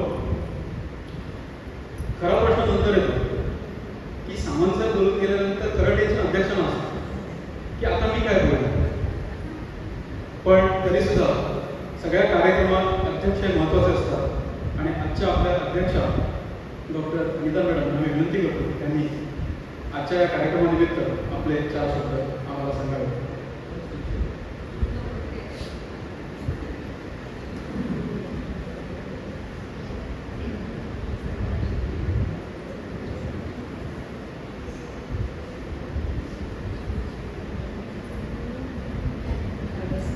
नमस्कार. अभिजात सांस्कृतिक केंद्र परभणी आयोजित आजच्या या कार्यक्रमात व्यासपीठावर उपस्थित गोवा मराठी अकादमीचे अध्यक्ष आणि आमचे प्रमुख वक्ते माननीय प्राचार्य अनिल सामंत सर, त्याचप्रमाणे आजच्या या कार्यक्रमाचे आयोजक श्री आखिले जे अभिजात सांस्कृतिक केंद्राचे अध्यक्ष आहेत, त्याशिवाय समाजसेवक श्री कालोबा नाईक, आजच्या उत्सवमूर्ती ज्यांनी काव्यसंग्रहांची उंजळ आपल्याला अर्पण केलेली आहे. सरांनी आत्ताच सांगितलं की 2 उंजळीचे प्रकार असतात, सो ही त्यांनी आज आपल्याला दिलेली आहे. ते अर्पण केलेल्या उत्सवमूर्ती सुनीताताई आणि समोर उपस्थित काव्यप्रेमी, चोखंदळ, वाचक, रसिक, मराठीप्रेमी सुनीताताईंच्या प्रेमाने आपुलकीने आलेले सगळे स्नेही. मला बऱ्याच जणींच्या डोळ्यामध्ये त्यांच्याबद्दलचं प्रेम आणि आपुलकी त्या ज्याप्रमाणे रिस्पॉन्स देतात ते सगळं दिसतं इकडे. अशा सगळे उपस्थित रसिक, सर्वांगे सुंदर सकळ विद्यांचा आवरू, यासी माझा नमस्कार साष्टांग भाव. आता वंदिन वेदमाता श्री शारदा ब्रह्मसुता शब्दमूळ भागदेवता. सर्वप्रथम पुस्तक प्रकाशित झाल्याबद्दल सुनीताताईंचं मनपूर्वक अभिनंदन. जसं आत्ता मी म्हटलं की उंजळ आणि सरांनी पण उल्लेख केला तसं देणाऱ्याने देत जावे, घेणाऱ्याने घेत जावे, घेता घेता एक दिवस देणाऱ्याचे हातही घ्यावे. मला वाटतं याच्यातनं काव्यसंग्रह घेता घेता तुम्ही पण सगळ्यांनी कधी कधी होऊन जाल हे मला सांगता येत नाही किंवा होऊन जावं असं अपेक्षित आहे. तेव्हा हा त्यांचा काव्याचा गुणही आपण सगळ्यांनी घ्यायला हरकत नाही. पुस्तकाबद्दल सर विस्ताराने आणि अतिशय ओघवत्या भाषेत नेहमीप्रमाणे बोललेले आहेत, त्यामुळे त्याच्यावर मला बोलणं अपेक्षितही नाही, परंतु काही गोष्टी मला बोलल्याशिवाय राहणार नाही, म्हणून मी ही संधी घेते आणि 4 शब्द त्याविषयी बोलते. सर्वप्रथम सुनीताताई आणि माझी भेट अशाच 1-2 काव्य संमेलनामध्ये, मे बी चित्राताईंनी कधी आयोजित केलेलं असेल, कधी कालिकाताईंनी आयोजित केलं असेल, अशा 1-2 संमेलनामध्ये त्यांची आणि माझी भेट झाली आणि त्यांनी सादर केलेली कविता जेव्हा मी ऐकली, मला त्यांची काहीच पार्श्वभूमी माहिती नव्हती किंवा त्यांचं शिक्षण माहिती नव्हतं, ते कसल्या प्राध्यापिका हे काही आत्तापर्यंत पुस्तक वाचून झाल्यानंतर शेवटी त्यांचा परिचय आहे तर मी शेवटी वाचला त्याच्यानंतर. परंतु ही सगळी म्हणजे हे जेव्हा सगळं मला जेव्हा ऐकायला मिळत होतं तेव्हाच मला असं वाटत होतं की यांच्या म्हणजे कवितेमध्ये कुछ तो दम आहे. आणि हे सगळं वाचून झाल्यावर जेव्हा त्यांचा परिचय वाचला तेव्हा मला कळलं की देर इज नो वंडर, म्हणजे तो नाही का असंच असायला हवं होतं. त्यांची एकंदर शब्दांची योजना, छंदोबद्धता किंवा लईच हे सगळं इतकं सुंदर आणि म्हणून त्यांच्या कविता खूप श्राव्य म्हणजे सुश्राव्य होतं, आपल्याला ऐकत राहावं असं वाटत राहतं. आणि त्यामुळे या सगळ्या वैविध्यतेमुळे आणि प्रामुख्याने त्यांच्यामधली जाणणारी लय, सरांनी आता लयीचा उल्लेख केला, अशी असतो, लय असतो. आणि त्याचप्रमाणे आतमध्ये बाबा बोरकरांची एक मुक्त छंदातली कविता आहे. ते म्हणतात की झाले अंबर झुलते झुंबर हवे तर तरते ग. त्याच्यामध्ये लय आहे आणि ती लय आपल्या कुठेतरी अंतर्मनाला म्हणजे अंतर्मनापर्यंत पोहोचते. अशा त्यांच्या अनेक कविता आपल्याला अंतर्मनापर्यंत पोहोचतात आणि म्हणून आपण ते अंतर्बाह्य लयीशी एकरूप होतो आणि त्याचा आनंद द्विगुणित झाल्याशिवाय राहत नाही. हृदयाच्या सुद्धा या कविता म्हणूनच आपल्या जास्त जवळच्या आहेत. त्यांचा संस्कृतचा प्रभाव मला वाटतं बऱ्याच कवितांमधून आपल्याला जाणवत राहतो आणि त्यामुळे मला वाटतं आज अरसिकेषु शिवसीमालिका अशी अजिबात त्यांची परिस्थिती होणार नाही, कारण सगळेजण इथे समोर रसिकच आहेत. कुंतल असेल, मर्म असेल, लतागुम्मा असेल, अशा बरेच शब्द त्यांचे संस्कृत प्रचूर त्या आहेत आणि त्याच्यातनं त्यांची संस्कृत प्रचूर भाषा आहे हे आपल्याला काय म्हणजे लतागुम्मा हा त्यांचा विशेष आवडीचा शब्द 3-4 वेळा तरी कवितांमध्ये आला आहे असं मला वाटतं. भालचंद्र नेमाडे म्हणतात की संदेश वर्णाची व्यवस्था म्हणजे भाषा. तर अशी जर भाषेची व्याख्या असेल तर मला वाटतं की भावना वर्णाची व्यवस्था म्हणजे कविता, अशी कवितेची आपण व्याख्या करायला काहीच हरकत नाही.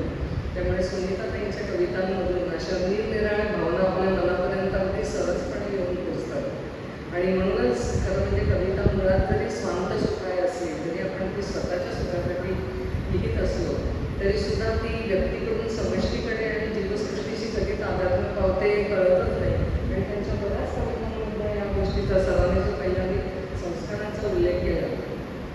मी सांगितल्याप्रमाणे आधी सुद्धा मला पार्श्वभूमी माहीत नव्हती, परंतु त्यांचं हे समष्टीकडे कळलं आणि चिंतन आणि मंथन या सगळ्यांना कळलं. या सगळ्या गोष्टी आपल्याला अनेक कवितांमधून जाणवत राहतात. मुळामध्ये सख्यावेळी कविता तुमची आहे ती मला खूप आवडली आणि त्या कवितेच्या खाली त्यांनी चित्र लिहिलेली आहेत खरं तर, पण ती चित्र लिहिलं आहे त्यामुळे मला ती ऐहिक आहे असं वाटलं.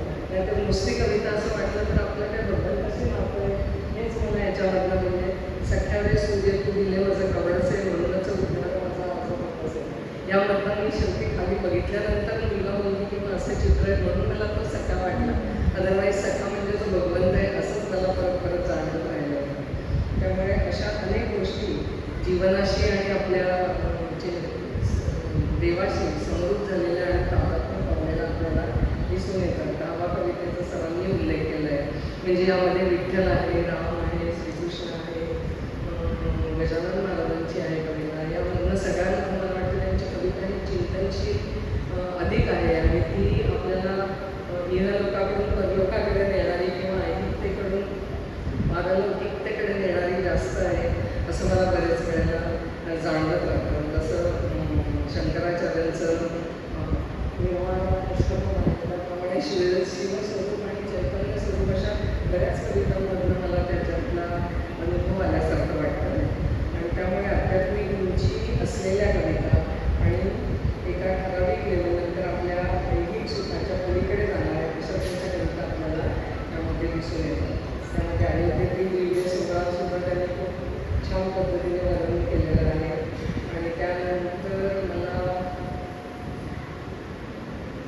आवडलेली त्यांची आणखी एक कविता म्हणजे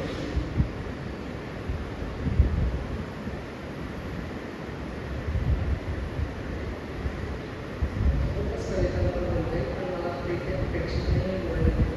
निसर्गातील रंगपंचमी त्यामध्ये सुद्धा त्यांचं लतावून बोलले आहे.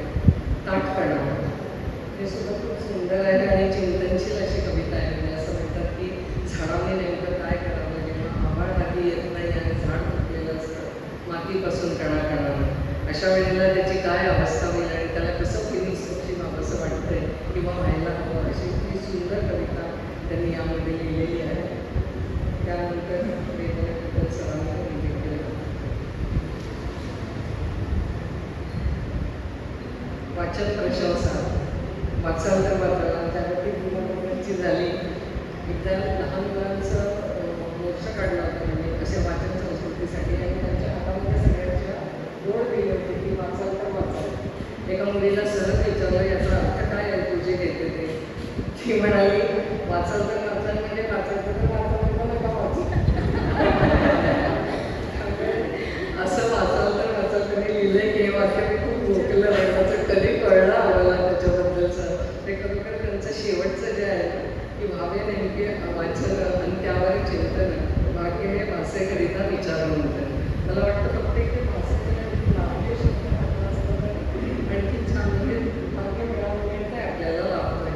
सो समर्थ ज्याप्रमाणे म्हणतात की दिसा माझे काहीतरी ते लिहावे प्रसंगी आपण तिथे वाचित जावे, तशी वाचनाच्या संस्कृतीबद्दल त्यांनी कविता केली. मला वाटतं समर्थांचा पण त्यांनी अभ्यास केला माहिती नाही, पण बऱ्याच ठिकाणी मला असं जाणवलं लागलं काही केल्याने होता आधी केले की पाहिजे या उक्तीनुसार त्यांनी हे शब्दांशी जे खेळ आहेत त्याचे वेगवेगळे प्रयोग ते केलेले आहेत. आणि तरीसुद्धा ते प्रयोग केलेले असताना आणि पहिलाच काव्यसंग्रह असला तरीसुद्धा कुठेही शब्दांची ओढाताण झालेली दिसत नाही. अगदी नैसर्गिकपणे शब्द एकामागून एक चालत आलेले आहेत आणि म्हणून ते आपल्याला निखळ आणि निर्भय आनंद कवितांचा देऊन जातात असं मला वाटतं आणि वाचनाचाही म्हणूनच आनंद देतो. अशाच पुढच्या अभिरुचीच्या कविता त्यांच्याकडून लिहिल्या जावं आणि एका सकस अशी साहित्याची निर्मिती त्यांच्याकडनं कायम होत राहावं असं मला वाटतं. आणि पहिल्यांदाच तुमचं जसं आमचं पहिल्या अपत्यावरती पहिलं प्रेम पहिलं अपत्य हे सगळं आमच्या मनाच्या अगदी जवळ असतं, तसं आमचं सगळ्या बऱ्याच जणी इथे साहित्यिक आहेत. आमचं सगळ्यांचं पहिलं पुस्तकसुद्धा असं मनाच्या अगदी जवळ असतं. त्यामुळे ताईंचं हे पहिलं पुस्तक आहे त्याबद्दल मी त्यांना मनापासून शुभेच्छा देते आणि त्यांनी इथे मला बोलवून आपल्या सगळ्यांबरोबर संवाद साधायची संधी दिली त्याबद्दल त्यांचेही आभार मानते. हे आज मला कळलं की हे सूत्रसंचालन करणारे छान गातात, परंतु आज ते बोलण्याच्या भरात आले गाण्याचं. त्यामुळे असा सगळा सुंदर इथे संच त्यांचा जमलेला आहे आणि सगळेजण एकमेकांबरोबर असे राहून उत्तम अशा साहित्याचा आस्वाद घेणारे. कधीतरी या साहित्याला पुस्तकावरती जर चर्चा घडवून आणायला निश्चितच आवडेल आणि खूप दर्जेदार अशी निर्मिती आहे असं मला वाटतं. म्हणून पुन्हा एकदा त्यांचं मी अभिनंदन करते आणि वाणीला विनंती करते. धन्यवाद.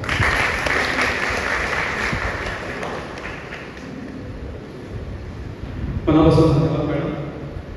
अतिशय मृदू आणि सोज्वळ वाणीतून आणि अगदी उगवत्या वाणीतून त्यांनी आपले ज्या आजच्या कार्यक्रमाला अनुरूप असं अध्यक्षीय भाषण केलं त्याबद्दल सौ डॉक्टर अनिता मॅडमांचं मी खरंच मनापासून आभार मानतो. कार्यक्रमाच्या सरतेशेवटी आजच्या कार्यक्रमाला लाभलेले अतिथी यांचा सन्मान करण्याची आणि त्याची सूत्र सांभाळण्याची विनंती मी सौ श्रेया काळे यांना विनंती करतो.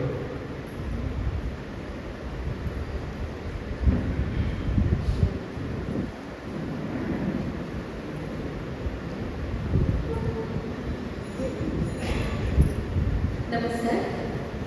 आज जागतिक पुस्तक दिनाच्या निमित्ताने सुनीताताईंचं पहिला कविता संग्रह जो आहे कोंजण हा प्रकाशित झाला आणि त्यामुळे एका कवयित्रीचा आजच्या ह्या दिनी जे जागतिक पुस्तक दिनी जन्म झाला असं मला वाटतं आणि त्याबद्दल त्यांचं म्हणणं.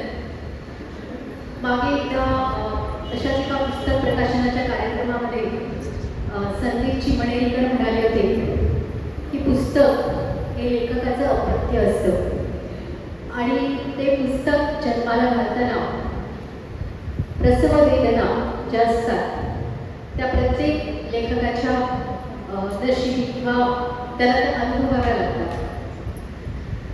त्याचबरोबर हे जे पुस्तकरूपी बाळ जन्माला घालताना किंवा ते सुखरूपपणे जन्माला यावं, सुलभ रीतीने जन्माला यावं, त्यासाठी लेखकाबरोबरच इतर अनेक जणांचे हातभार लागलेले असतात. आणि या कार्यक्रमाला जे प्रकाशन सोहळ्याला आणि हे पुस्तक जन्माला घालताना सुनीताताईंबरोबर असेच अनेक जणांचे हातभार लागलेले आहेत. त्यामुळे आजच्या ज्या कवयित्री आहेत सौ सुनीता फडणीस त्यांना असं वाटलं की या सर्वांचा सन्मान या प्रसंगी करावा. त्यामुळे व्यासपीठावर जे आज आजच्या कार्यक्रमाला उपस्थित आहेत त्यांचा सन्मान सौ सुनीता फडणीस यांच्या हस्ते होईल. मी त्यांना विनंती करते की त्यांनी सन्मान करण्यासाठी पुढे यावं. सुरुवातीला गोवा मराठी अकादमीचे अध्यक्ष श्री अनिल सावंत,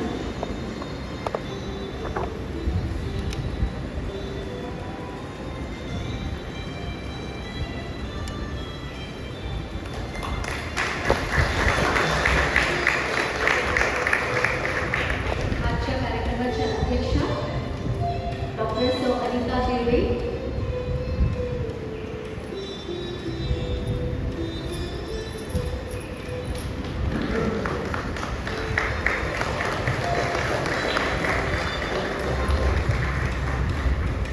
अभिजात मराठी केंद्राचे परभणी केंद्राचे अध्यक्ष श्री श्रीहरी आठवे,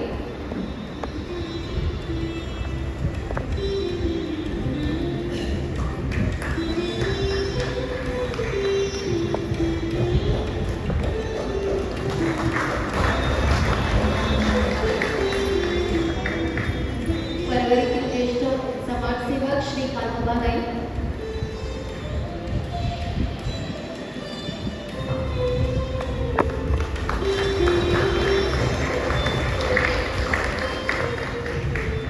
कवयित्री तसेच साहित्यिका सौ कालिका बापट, विनंती करते की त्यांनी व्यासपीठावर यावं.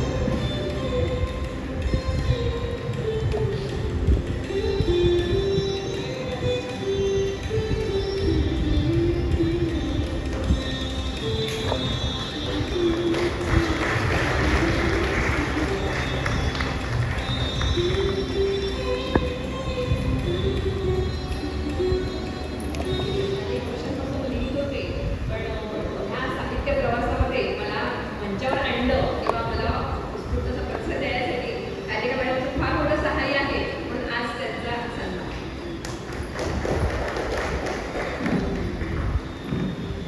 आपल्या प्रत्येक कार्यक्रमामध्ये हिरिरीने भाग घेणाऱ्या सौ अपर्णा मणेरीकर, इथे नाही आहेत उपस्थित. नृत्य सुरुवातीला त्यांनी सादर केलं कुमारी भार्गवी पेडणेकर.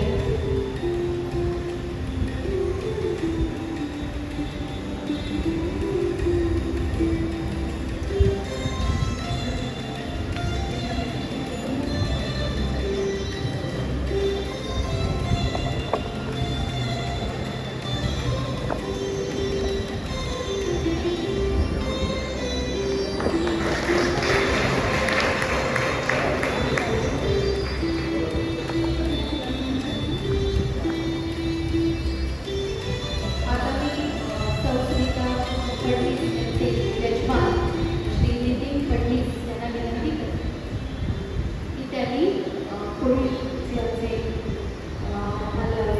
जे आमचे मित्र मैत्रिणी आहेत त्यांना भेटवस्तू प्रदान कराव्यात. जयप्रसाद भोसले सर खालीच बसलेले आहेत, तिथूनच हा सन्मान स्वीकारावा.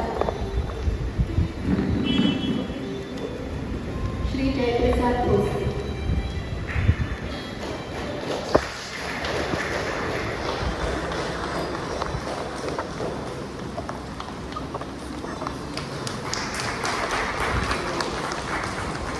श्री साहिल गावस.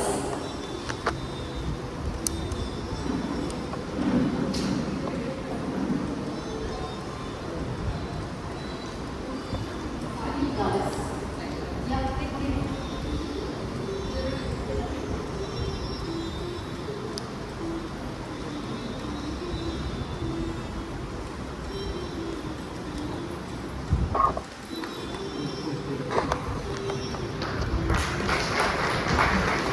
श्री कौशल पत्नी.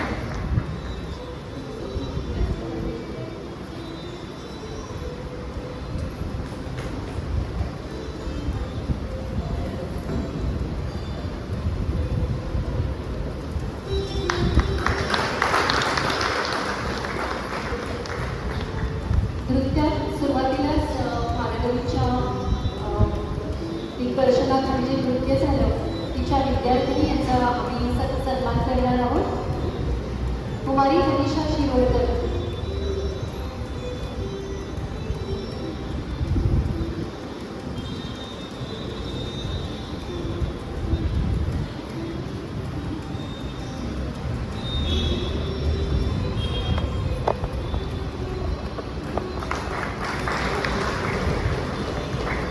कुमारी मनस्वी खोत.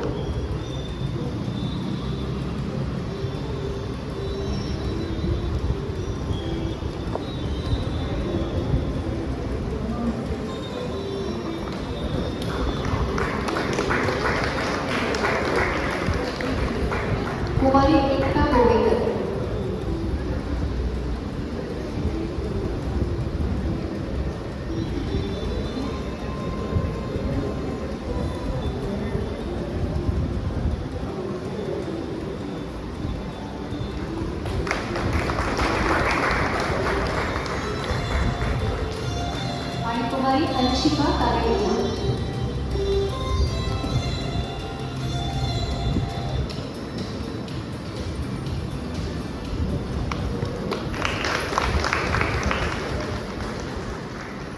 सर्वांचे आभार.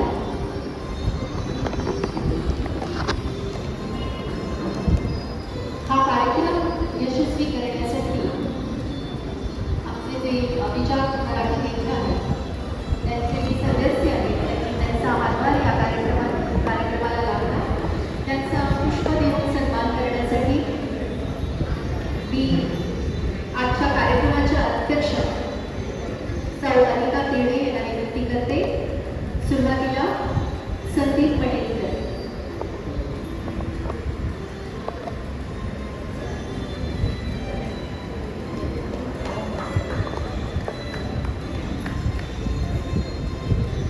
अनिल सावंत सर यांचा सन्मान केला आहे.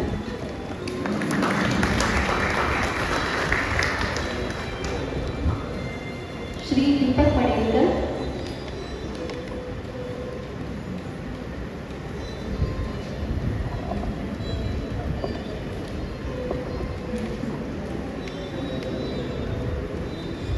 श्री हरीश नागवेकर.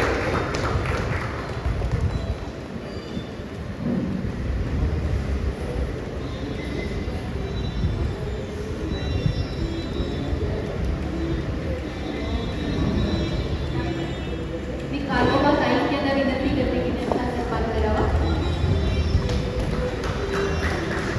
सौभाग्यवती मंजिरी वाकरे.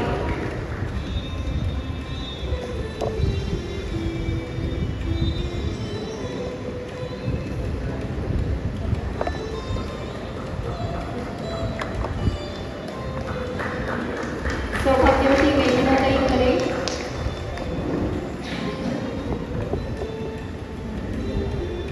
मी कार्यक्रमाच्या अध्यक्षा सौ अनिता रेड्डी मॅडम यांना विनंती करते की त्यांनी हा सन्मान करावा.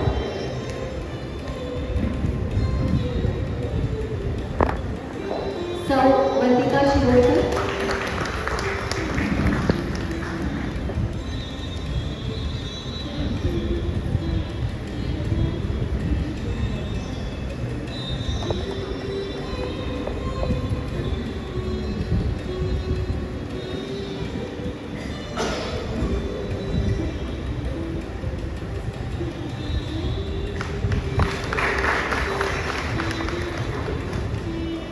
धन्यवाद मॅडम. मी श्रीहरी आठवे सर यांना विनंती करते की पुढील सन्मान करावे. आजच्या कार्यक्रमाचे निवेदक डॉक्टर अरुण बराठे.